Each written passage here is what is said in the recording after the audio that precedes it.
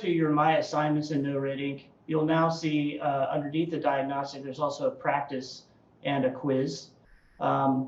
So once you finish the diagnostic, the next thing to do is the practice. And you should hopefully be able to finish today. If not, just finish it before the end of the week or before the next class. And then the quiz is due by Friday. And that's your asynchronous work, or part of it, for this week. So when you go into the practice, you're going to see 3 topics and then a checkpoint where it'll ask you questions out of a combination of all 3 topics. And when you first begin, you'll only have access to this one. You have to complete the first topic before it lets you move on to the second and third topics, or to the checkpoint. When you click begin, you have a couple of options. So the first thing is you can view a lesson. And this will kind of tell you what the main idea is that we're studying here. If you haven't used NoRedInk very much before, this is a common thing you're going to see a lot this year of these lessons. So this one is on recognizing strong topic sentences. Strong topic sentences should make a claim, which is an argument that expresses the writer's viewpoint. These are the big ideas that a writer uses to support the thesis. So let's say you've got a thesis that says families with young children are better off adopting dogs than cats. A claim that you might use to back that up is that dogs are loyal creatures that can help care for a young child. That's something that is the writer's viewpoint.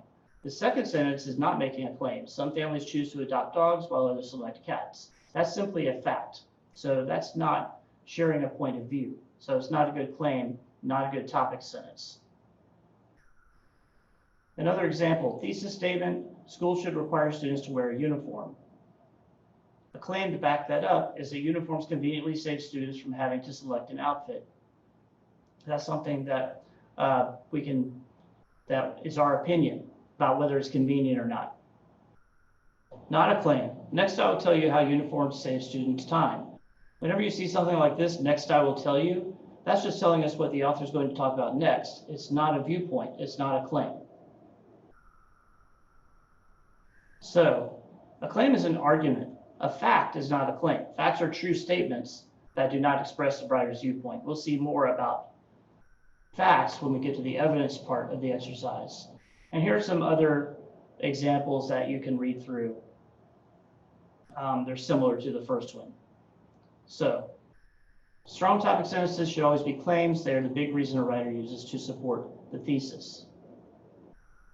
Now, when you finish doing the lesson, you can kind of click outside of the box and go back to the to this little menu where you can go into the practice. I've already done the practice, so it's grayed out for me. But I'm going to do the quiz me, which is basically the same thing. And so this is what the practice questions are going to look like. Probably similar to what you just did in the diagnostic. The topic sentence below is either strong or it's weak. It's strong because it makes a claim, or it's weak because it doesn't make a claim.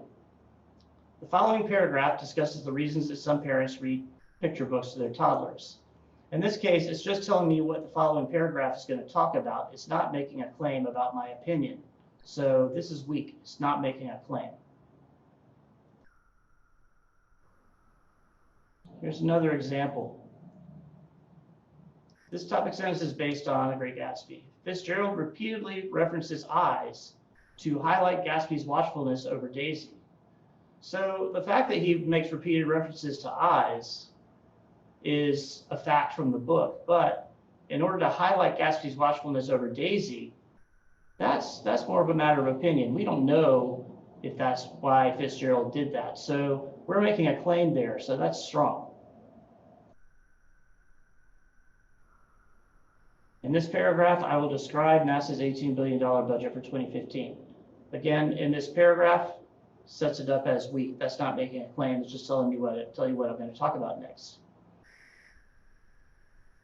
So you can see that this is what these types of questions are going to look like. Now I'm going to look at the second topic so you can see a little bit of what that looks like. The lesson is about what makes strong evidence, and it has to fit 3 criteria. It has to be a fact, it has to come from a credible source, and it has to be relevant to the claim. So for example, if your claim is, with virtual reality technology, humans no longer need to spend time outdoors to appreciate natural beauty. So strong evidence for that. In 2016, Google launched a website that allows visitors to experience 3D, 360-degree views of many U.S. national parks. So that's a fact. It is a fact that comes from Google, who did this, and it is relevant to this because it's showing talking about this virtual reality technology and how you can appreciate natural beauty without actually having to leave your house. This one is weak because it's an opinion, not a fact. Spending time outdoors is less important than participating in service activities like volunteering at a food bank. So less important is a matter of opinion. So this is not good evidence. This is weak evidence because it's not from a credible source. Most of my friends prefer to take virtual tours instead of spending time in nature. Most of my friends is not a credible source.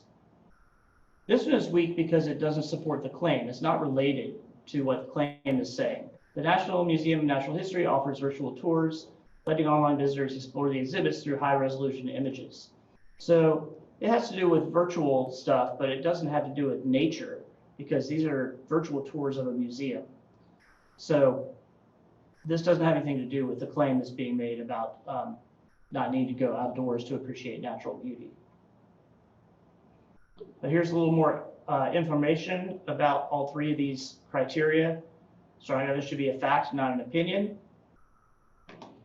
So if the claim is Americans can help preserve natural resources by becoming vegetarians, good evidence, according to a UN report, food production in countries like the US has a higher environmental impact than in countries that consume less meat. That's a fact. It's from a UN report. That's a credible source. And it's relevant. This one is not a fact, it's an opinion. Choosing to become a vegetarian is the responsible, ethical choice for the future of the planet. That's an argument there. So you want your arguments in your claims, and you want your evidence to be facts. There's more on how to identify a credible source. Examples of credible sources are direct quotes from experts and material from publications like books and reputable online news sources. So not my friend, not my parents, not my teachers, right? Claim teachers should allow students to listen to music while they complete independent work. Strong evidence for that is this evidence. The New York Times reports that workers who listen to music on the job came up with better ideas than those who didn't. That's from the New York Times, a credible source. Not from a credible source. My friend once told me that she feels more motivated to do her homework when she listens to her favorite songs. That's not from a credible source. Finally, strong evidence should support the claim. So it should provide examples that defend the claim, and if it's not directly connected to the claim, then it doesn't properly support it. Employees who work from home avoid distractions and therefore work more efficiently. That's making an argument. The evidence in favor of that, a study cited in Forbes, that's a credible source, found that at-home employee productivity translated into roughly a whole extra workday every week. So that does connect to the idea of that working from home can make you more efficient. This one doesn't support the claim. According to a 2013 Stanford study, credible source, and maybe this is a fact, but it doesn't support the claim. Employees who work from home are happier than their coworkers who stay in office. Being happier doesn't necessarily have anything to do with being efficient. So click out of that. I've already done that practice too, but I'll show you what the questions look like. So here you're going to see a claim and a piece of evidence. You have to determine, is this evidence strong or is it weak? And if it's weak, is it weak because it's not a fact? Is it weak because it doesn't support the claim? Or is it weak because it's not from a credible source? This question says, Ursula is more intelligent than King Triton. So that's making a claim that's about the story of the Little Mermaid. The evidence, after learning that Ariel is in danger, Triton tries to win his daughter's freedom by threatening Ursula. Well, let's start from the bottom here. Is it from a credible source? It is, because it's from the story of the Little Mermaid. I don't know what other source you would have for that. So that's from the text itself or from the film. It is a fact. It is a thing that happens in the story. Triton does threaten Ursula, but it doesn't support the claim because his threatening Ursula doesn't have anything to do with Ursula being more intelligent than he is. So it doesn't support the claim. So this is the one you have to choose. I'll do one more. Participating in sports programs helps students build confidence. That's the argument. Here's some evidence. One study published in the International Journal of Behavioral Nutrition and Physical Activity found that children who played sports were significantly more likely to report high levels of self-confidence than those who did not. It's a fact. It's from a credible source, this journal, and it has to do with playing sports and self-confidence, so it seems to support the claim. So that's strong. So that's how you do those. The third type of thing that you're going to do. Show you the lesson.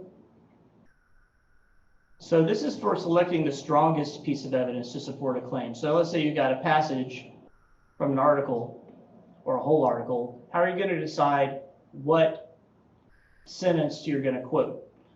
Strong evidence should directly support the claim. If it's not directly connected, the claim cannot properly support it. So here's a claim. Alan Turing deserves credit for saving thousands of lives during World War II.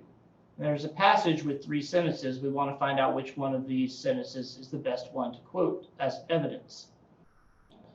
During World War II, citizen scholar Alan Turing proved that a brilliant mind could be incredibly useful in times of war. Well, that sentence mentions skills that he had that were helpful, but it doesn't directly say why he deserves credit for saving lives. Second sentence, Turing used his training as a mathematician to help Britain decode secret German military messages. Again, this sentence does give information about how he helped Britain, but it does not directly support the claim that he helped save thousands of lives. Third one, though, this effort allowed Britain, working with a group of countries known as the Allies, to successfully guess the plans of Hitler's army and end the war. So this one gives me enough information to confidently say it's the best support because it shows how Alan Turing's work helped end the war and save lives. So here's what the questions look like. Highlight the piece of evidence that best supports the claim. When designing tools for space exploration, even ordinary activities like eating a meal require creative thinking. So I can highlight one of these 3 claims. Skylab space station was big enough to house both a refrigerator and a freezer, so even treats like shrimp cookies and bread made it aboard.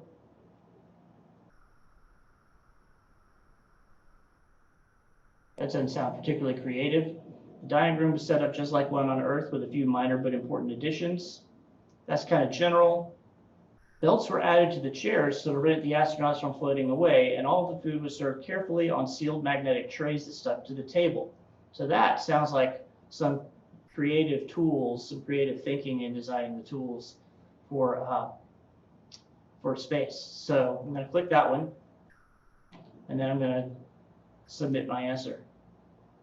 And I'm correct.